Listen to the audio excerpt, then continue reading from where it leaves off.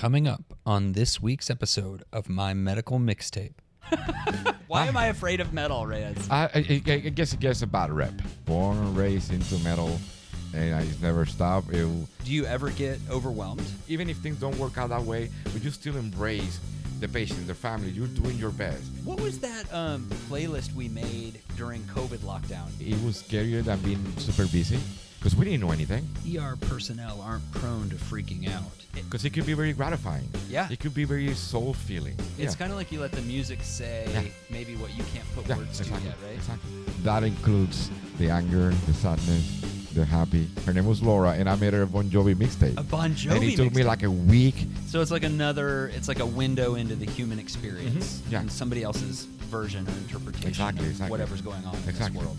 Listen to the radio, wait for the song. You are the only doctor in a small town emergency room. It's the middle of the afternoon. You're sitting at a computer putting in orders and checking results for the 8 patients back in rooms. Labs come in for the patients with belly pain. The x-ray is back on that ankle sprain. And the patient who passed out at McDonald's after finishing his McFlurry and his value meal just got his EKG. A patient care tech politely interrupts to tell you that the suture tray is ready for the laceration in room 4, and the abscess draining kit is prepped for the boil in room 7. Classic ER multitasking. Some patients here are injured, some just not feeling well. A couple may be really sick and you're a bit worried about them, but they look stable for now. And a handful just need some reassurance. Another day in the ER. There are more patients to be seen in the waiting room.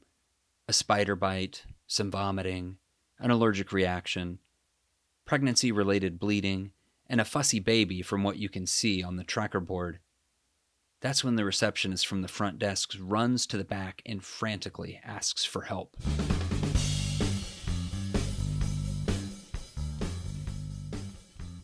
My name is Tyler, and this is My Medical Mixtape. A podcast about music and medicine, grief and joy, life and death, and everything in between. Like every episode, this story is based on true events from my experience with patients, with some of the information changed or omitted for their privacy. Today we're going to talk about Communication Breakdown by Led Zeppelin, life in the ER, and have a conversation with an ER legend and true metalhead, Dr. Luis Reyes.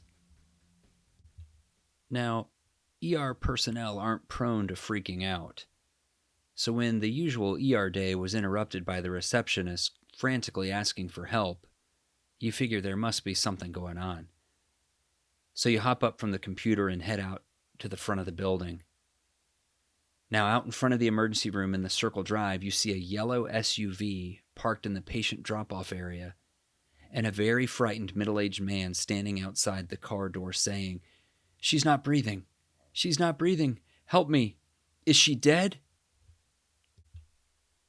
You and your nurse notice a middle-aged woman slumped over in the passenger seat, lifeless and gray. Your nurse quickly checks for a pulse but can't find one. She tries a couple chest compressions with the patient in the seat, but it's no good because the seat just eases back with each push. You both work together to quickly get the patient out of the car and onto the pavement, where compressions will mean something. You recheck. The patient has no pulse. There's no breathing. You immediately start CPR. Every second the heart isn't beating is another step further from life, so you do not stop the chest compressions once you've started. You're now sweating when out comes the stretcher a minute or so later. Another nurse and a tech are now there to help. You roll the patient onto a hard plastic backboard and together hoist her up onto the stretcher. The compressions must continue on the way back to the resuscitation bay, so you hop up on the stretcher too. The nurses push you through the automatic sliding glass doors. As you roll through the waiting room, past horrified families, patients, and kids, you keep compressing. Staying Alive by the Bee Gees plays on repeat in your mind to keep the compressions on pace. You make it to the back room and head toward the tools that just might save this life. This is where the work that an ER can do really shines. Everyone starts their respective tasks without having to be told what to do. One nurse pushes air into the patient's lungs using a purple bag valve mask hooked up to an oxygen port in the wall. The other gets an IV started and pushes the first dose of epinephrine, a drug that can help restart the heart. The tech cuts off the patient's clothes, attaching giant sticky pads to her chest and side before connecting the defibrillator.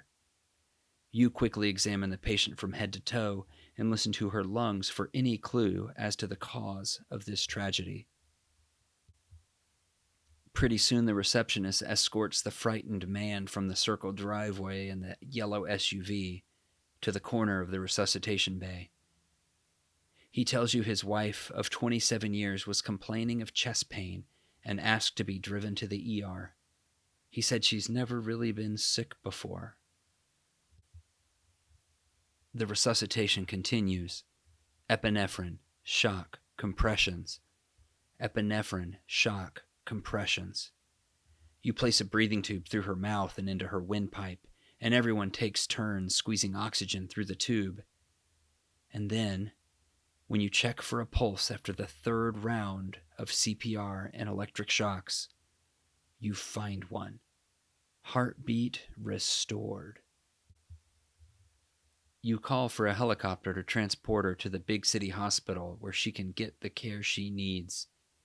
You ask the nurse to hang some drips that will keep her heart pumping and keep her sedated and comfortable en route. You place a big IV that's more secure that will make sure she's able to get these medicines.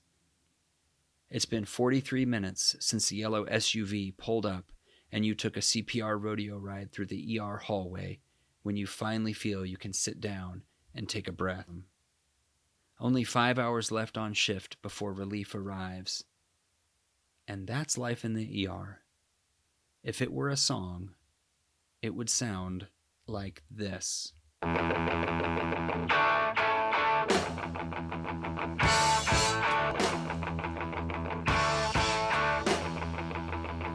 I love starting a mixtape high tempo. A rocking high tempo song lets the listener know we mean business. Led Zeppelin was a great mixtape opener for me over the years. Whole Lotta Love.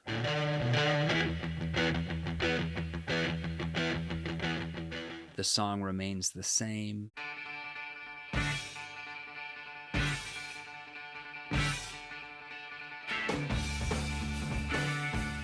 You get the idea. So why not start this one with Communication Breakdown? Though my dad has never been a huge Led Zeppelin guy, no judgment here, I know he would approve of this song. He knew the importance of starting things off with a song that cooks. Let's put the pedal to the metal and get some miles under our belts before the sun comes up. Jimmy Page's propulsive, muscly guitar riff to open this rock and roll classic echoes my 13 years working in the ER.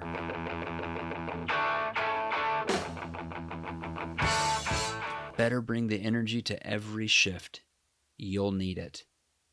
The patients keep coming like Page's pulsatile guitar chords.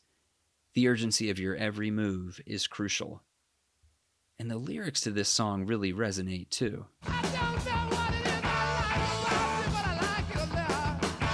That's how I felt about the ER. I liked it a lot. I loved it. There was nothing better than a great save. I walked into work with swagger, with my bandmates at my side, ready for anything. Not today, death. Not in my ER. Bringing hearts back to life, resetting exposed and broken bones, putting in breathing tubes just before throats closed up. It was rock and roll medicine. But just like leaving a great concert, it would regularly take hours once home to come down off the rush of each shift. Your nerves would just be on edge.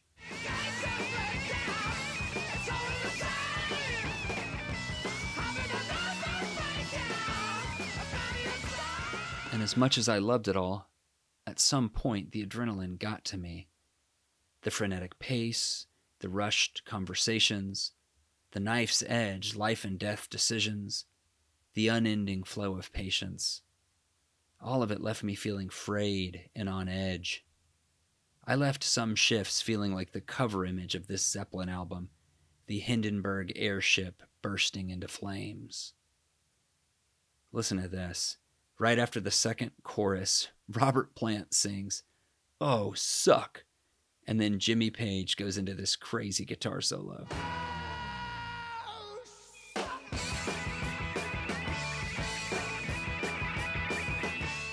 Burnout comes for us all at some point. It's sneaky. First, you may feel just really tired. Then, maybe you're getting short-tempered. You're getting testy with other doctors who aren't as helpful as you'd like them to be. You start to project your fatigue and frustration onto patients. You're actually mad at them for showing up to the ER. When burnout is full-blown, imposter syndrome can rear its ugly head, and you start to question your clinical judgment. Cases that used to seem bread and butter have you twisted up. Or worse, you just start caring and trying to think hard, and you just go through the motions. Now, I'm not here to dissect all the causes of burnout. They are multitudinous.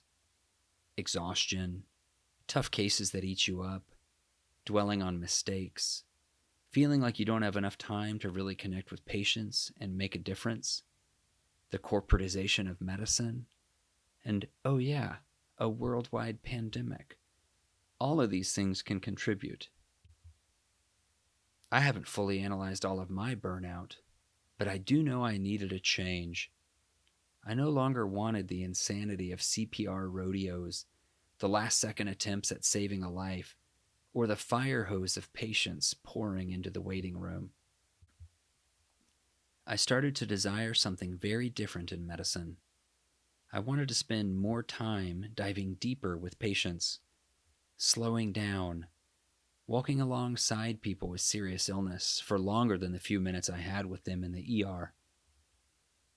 The work my old ER bandmates are still doing is so important. Mad respect for you, friends. But I began to wonder if there might be another space for me in the world of healthcare.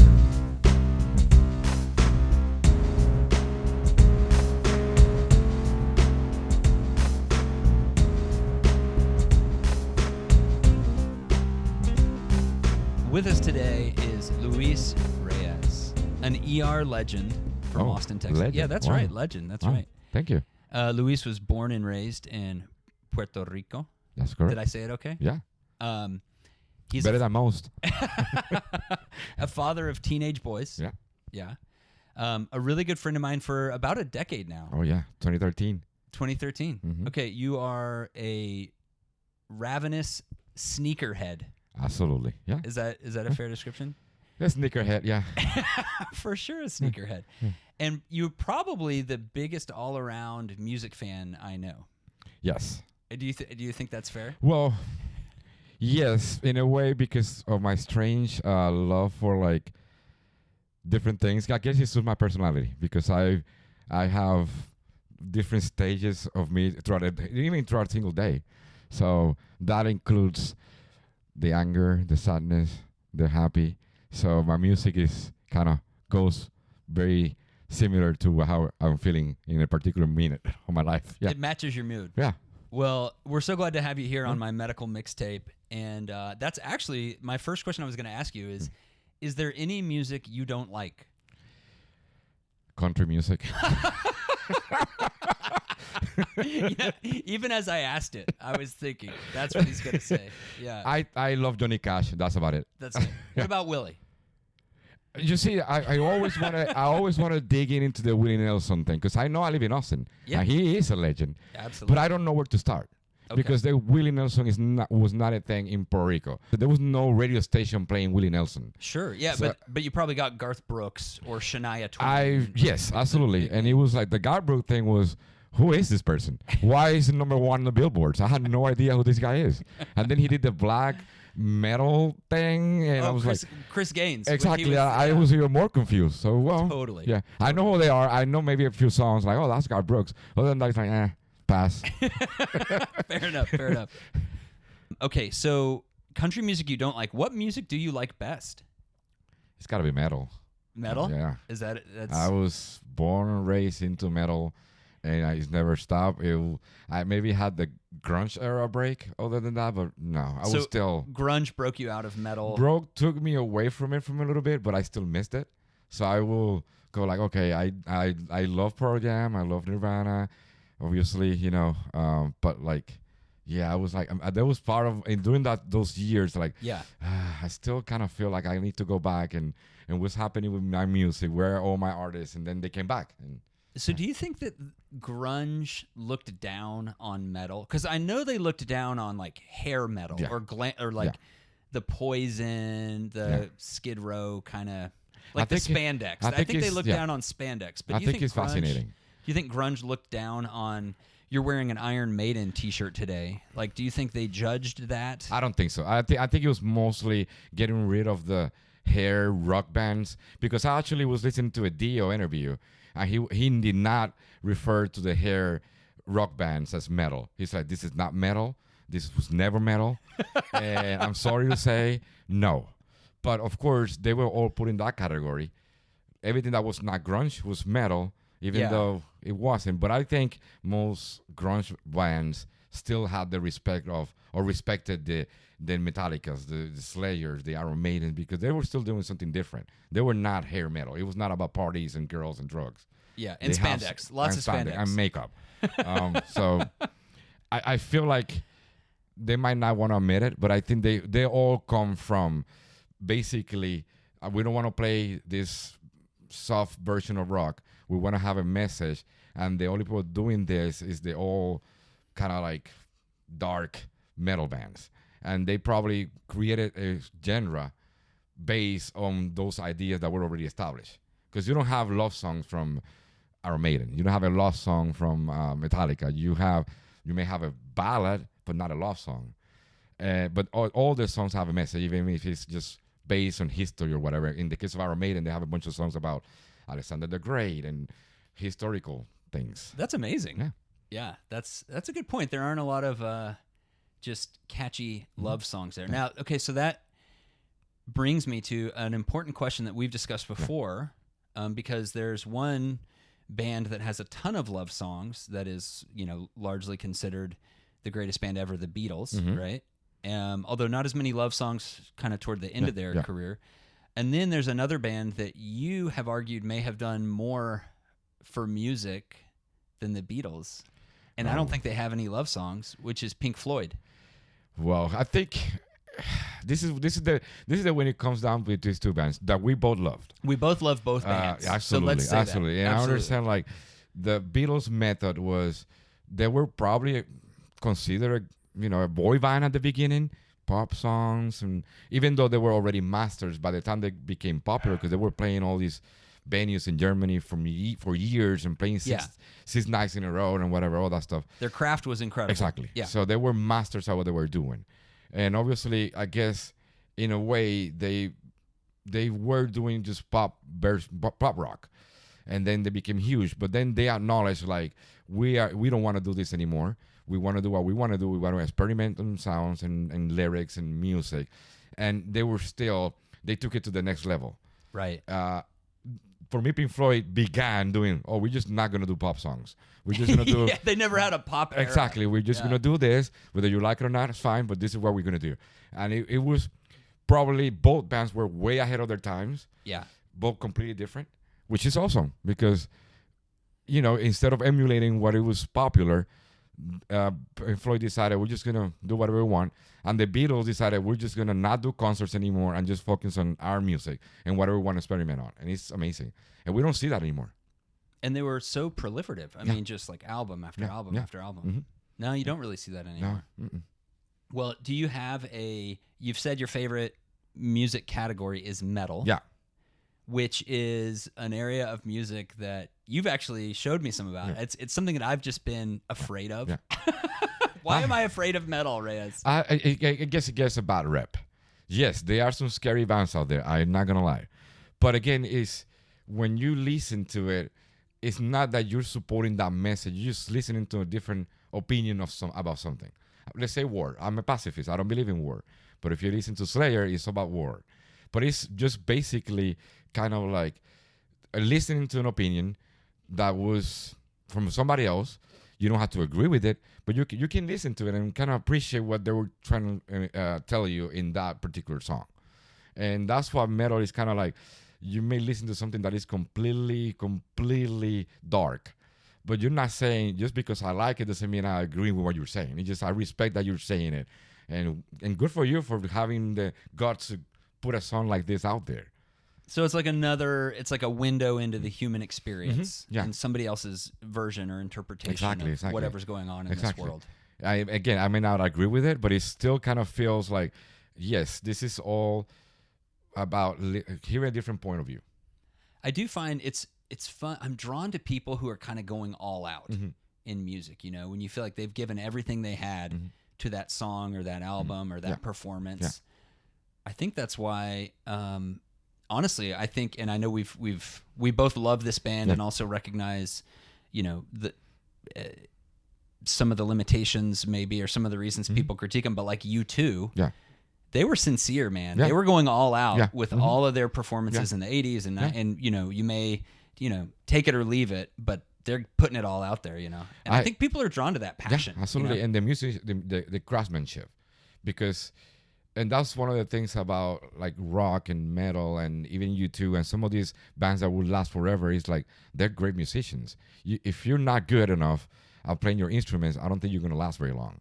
And that's the one of obviously the lyrics are part of it too because it's a message, but at the same time when you put that message into music that you hear and you're like, how can you even play this instrument like this? How Eddie Van Halen can play guitar like that? Or some of these drummers, it's like, how are they playing like this? This is incredible. Do you have a favorite rock drummer? I have a few, but Neil Peart has to be. And then obviously there's a few because there's also the guy from Dream Theater, both of them. Mike Portnoy. I saw him live twice and I was like, it's one of those things like everybody's playing their instruments at the highest level, but you cannot take your eyes off that drummer because it's like, wow. Really? Wow. It's like that noticeably next because level. You hear it and you're like, wow, like I can play a little bit of drums, but I have to be born again and even not reach a level of like that. These guys are they're aliens. There's a ceiling for normal humans. Yeah. Oh yeah. Way on the right because like in that bell-shaped curve, like we all are average. We can do a few things that are probably put us on the right path, on the right side of that curve.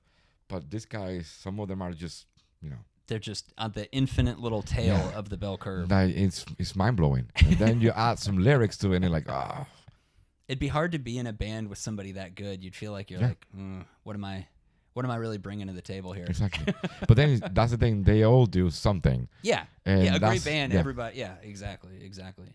So we talk about mixtapes on this show. Did you have mixtapes growing up? I used to. Yeah. I was. This is very funny because I was talking to some of the nurses at work the other day because I was watching the John Bon Jovi documentary. And I remember it was like in 6th grade, I liked this girl. Her name was Laura, and I made her a Bon Jovi mixtape. A Bon Jovi And it took me like a week to get all the songs and record them. And then I did like on paper, wrote all the lyrics, and photocopy like pictures of Bon Jovi. It never worked out with her, but anyways, I did it. That's beautiful because I remember spending, like you make like a Valentine's Day mixtape or something, and you spend hours. Yeah. Now, how were you getting your source material? Were you borrowing tapes? So I was either, the 2 cassette thing, recording one and the other, or the most time-consuming one was listen to the radio, wait for the song, and Isn't that record. Crazy? Can you imagine? I know. I remember doing that too. You're like sitting there waiting. Oh my gosh! And here it comes. Yeah. And record. And it was. And then you get the DJ's voice. Exactly. Or the commercial at the end or whatever it was. Oh, it's terrible. But you know what? That's one thing that in this newer generation of people listening to music, younger generation, they will never understand. But I enjoy doing that. I enjoy recording cassettes. I enjoyed making mixtape because it was like time consuming, but it was like at the end, it was like I created this. This It is was my it own was a version. craft. Yeah. It was a craft, Yeah. and the songs were treasures. Yeah, and I absolutely. remember a buddy of mine had I recorded, and they made a recording of their college radio show Oh. where they were just playing, so I had this 2-hour tape of just songs they'd played on the radio show, and some of it was like deep cuts from Beastie Boys albums that I'd never heard before, but then there was this one song that I never knew the name of it. I never knew the artist, and my friends who did the radio show couldn't even tell me. They didn't even remember. Oh, wow. And I had it on this one tape, and I just listened to it over and over and over.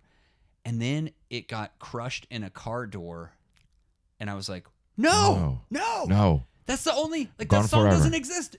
Until, through the joys of the internet, about of course. 10 years ago, I just started Googling the lyrics, and the internet had kindly caught up, and I found it was this band Marah, M-A-R-A-H. It's just some college rock band. But Wow. It was this just awesome. But yeah, it was that kind of thing where like a song on a tape that may be your only chance to see it. Yeah. Or to hear it. Yeah. And the order and the like, order matters, right? And yes, and I do remember in the 80s getting magazines coming in with like a cassette on the back with bands that you never hear about, but it was like that's how it was. Like when you hear these artists talking about how music was transmitted, and it was mail, it was magazines, it was cassettes sent on the mail. Yeah. So playlists today are different, obviously, because they're easy to access, easy to create. Yeah. They're infinite. Yeah. And they're digital. Yeah. But they're still fun. They're fun. What was that playlist we made during COVID lockdown that we all shared? Oh, it was the. I mean, it has to be something related with the end of the world, or fever, or yeah, it was all end of the world, right? Yeah, Like yeah. so, we just had our this, world was ending. Yeah, in a way, because we were working, and it was so weird being in the hospital in those early days because the shutdown had happened, but we weren't overwhelmed with patients at first. And so we'd show up to work and kind of be sitting there looking at each other. And everybody else was off collecting toilet paper or getting paid to stay at home or something. And we were coming in to work this weird job. I think in a way it was scarier than being super busy, because even though it was slow, because obviously people weren't showing up to the hospital, everyone was scared. But I was scared in a sense, like, what if that one patient that I opened the door gets me sick and this is it? Because we didn't know anything. And we kept hearing about doctors dying and getting sick and all that. And like that one ankle sprain that you saw that might have COVID, it was scary in a different way, because I didn't know. Like, I didn't know what was going to happen.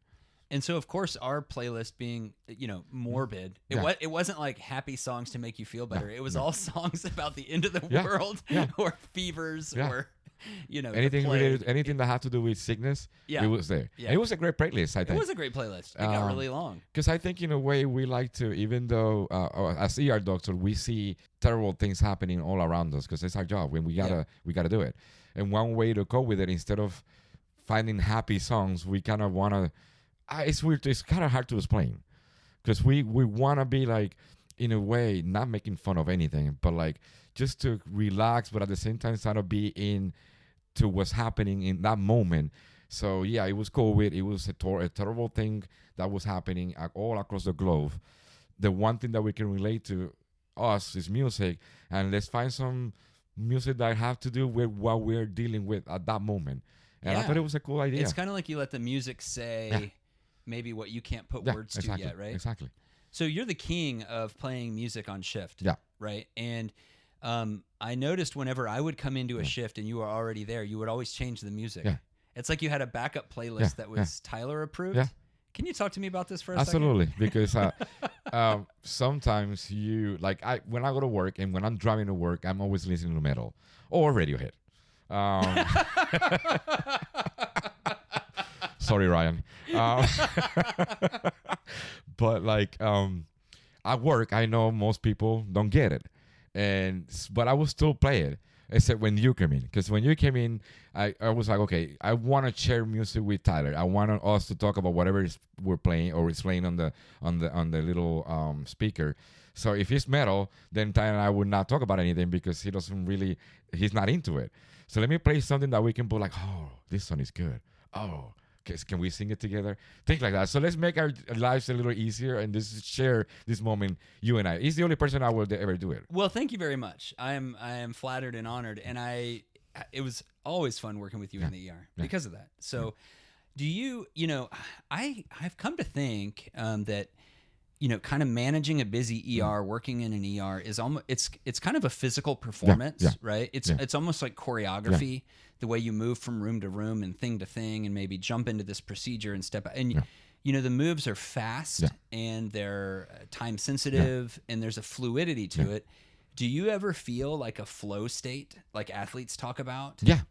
When you're at work? Yeah, because it feels like even though we're not playing basketball or playing football or soccer, it feels that way because you're running around from room to room.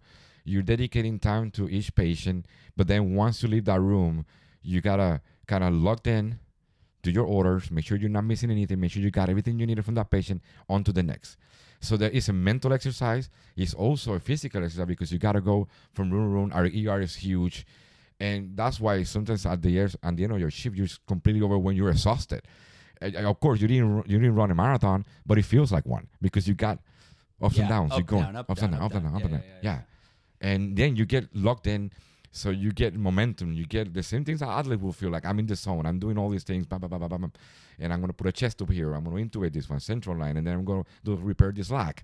So it's a constant flow of your brain going from one thing to another and not missing a beat. It's almost like when you're locked in and busy, it's easier than if you're kind of. It's kind of like the principle of inertia.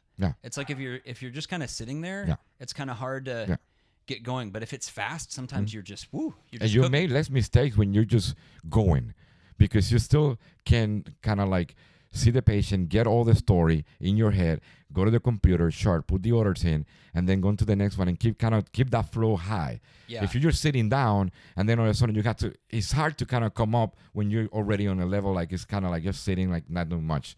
Versus just constantly going. I love it. Well, I chose the song Communication Breakdown by Led Zeppelin to represent at least some aspect of our work in the ER. I feel like it's a little tongue-in-cheek with the title Communication Breakdown, because a lot of the stories here are about my shift from emergency medicine, but also just the feel of that song, though. It's so propulsive. It does feel like one of those ER shifts. It's like,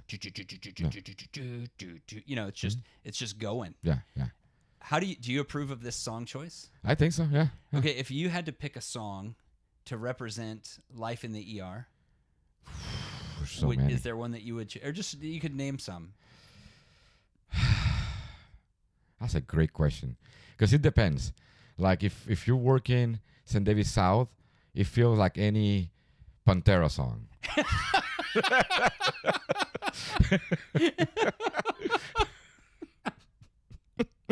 You can pick one, and it's because it is heavy. It's loud. It's heavy. It's like I said, it's a workout. At the end of the shift, your back hurts. Everything hurts.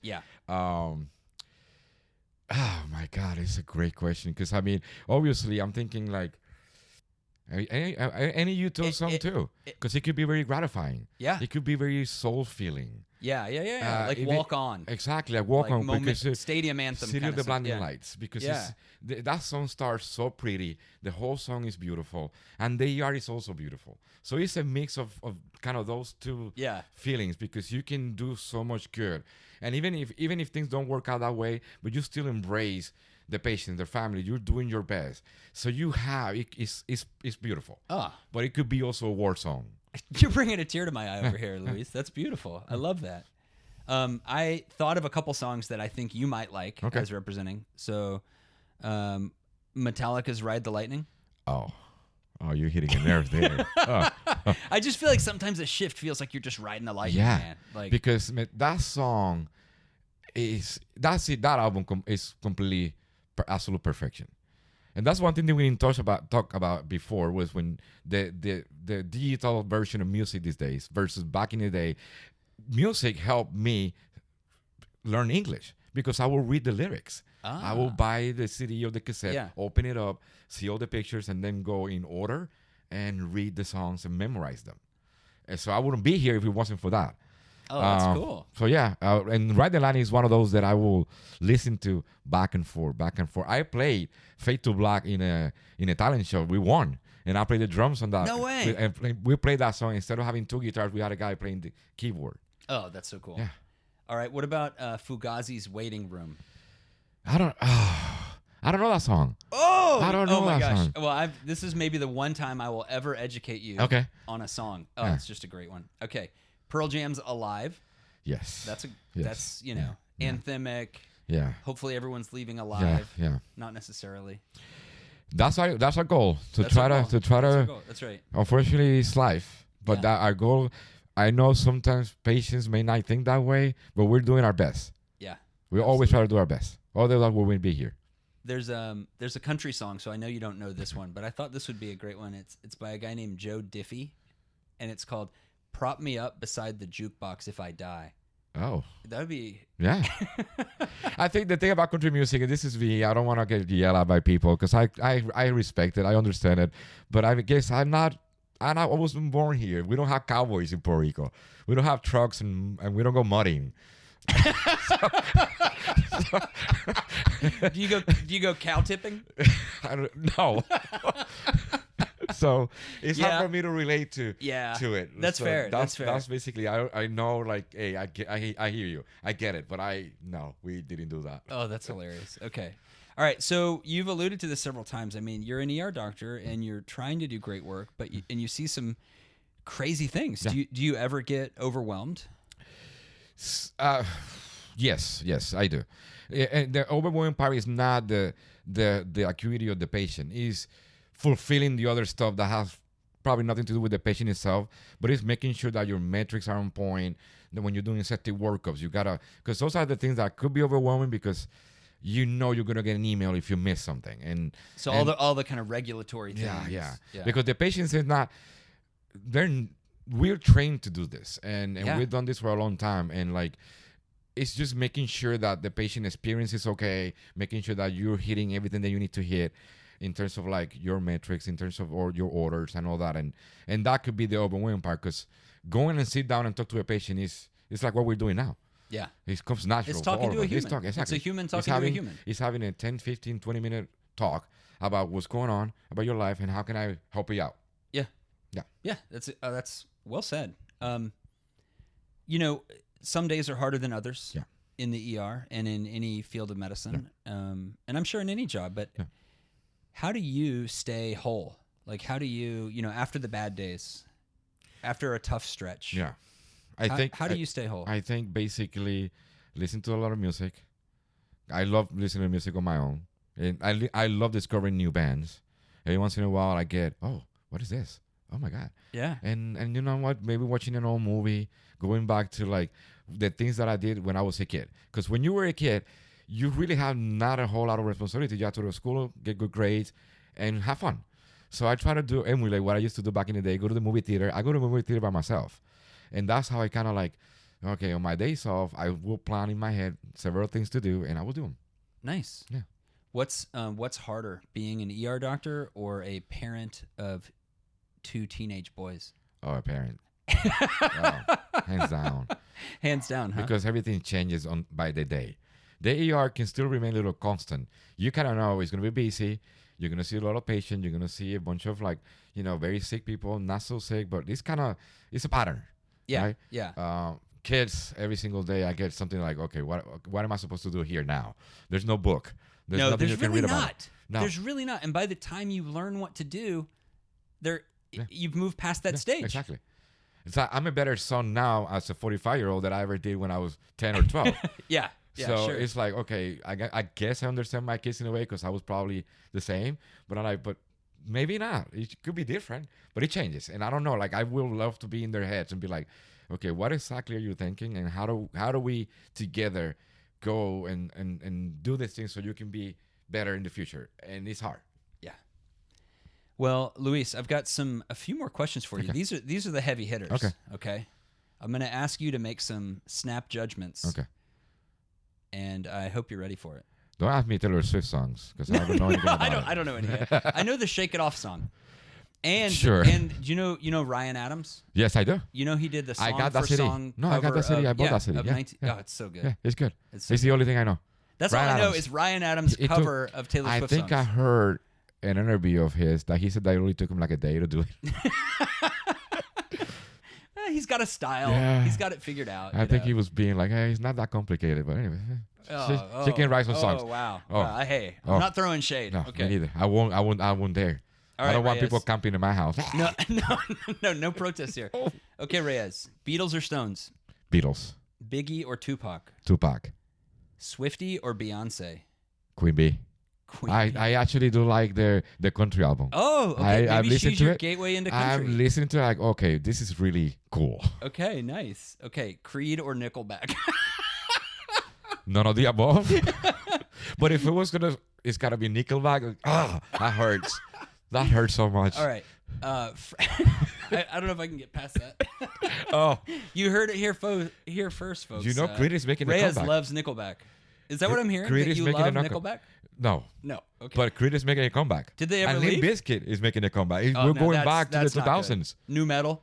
The No, new metal is we going don't- back. We don't want that. Well, I did see a video of Linkin Park with a girl.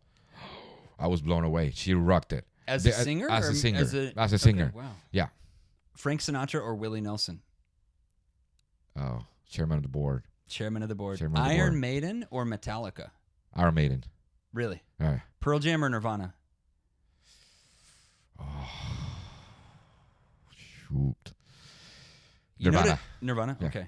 I do like the second album way too much that I ever like when I bought it back in the day. Like, what is this? Now it grew on me. Like, I love In Utero. Okay. Yeah. Okay. Soul Asylum or Gin Blossoms? Jim Blossom. I'm a Soul Asylum guy. The Jim Blossom story is sad. Jimi Hendrix or Prince? Prince. I knew you'd say that. Eminem or Bad Bunny?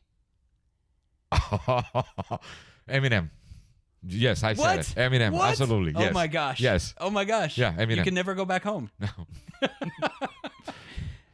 And I now- am not dying in Texas. I will go back home. I am not You're going to be not buried dying. in Texas. They're gonna bury you under a boot somewhere. I am not. No, not It's a happening. country song.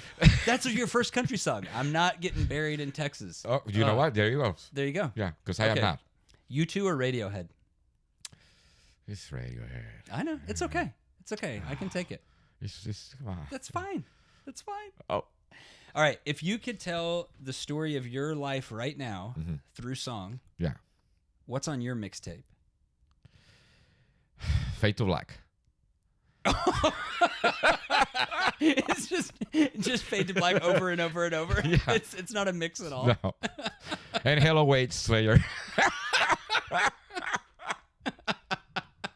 Only the good die young.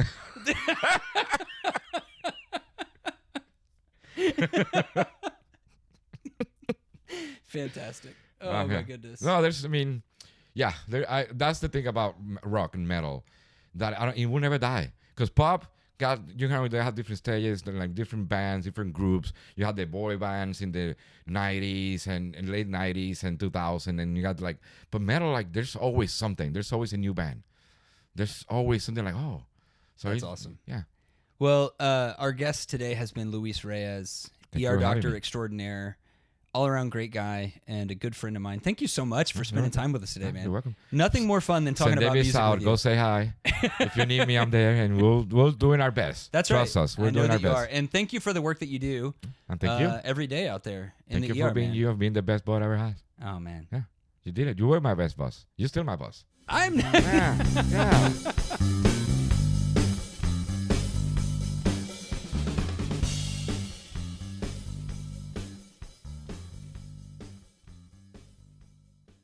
This episode of My Medical Mixtape has been a Crash Cart Campfire production. Thank you to our editors Ryan Rank and Sarah Brager. Thank you to our special guest, Dr. Luis Reyes. You can find him on Instagram at Luis, Pisin, at a metal show, an Austin FC match, or find him in a friendly neighborhood ER near you. Please also be sure to check out Led Zeppelin's Communication Breakdown on your favorite music streamer, or even better, Find it on vinyl or cassette. See you next time, friends.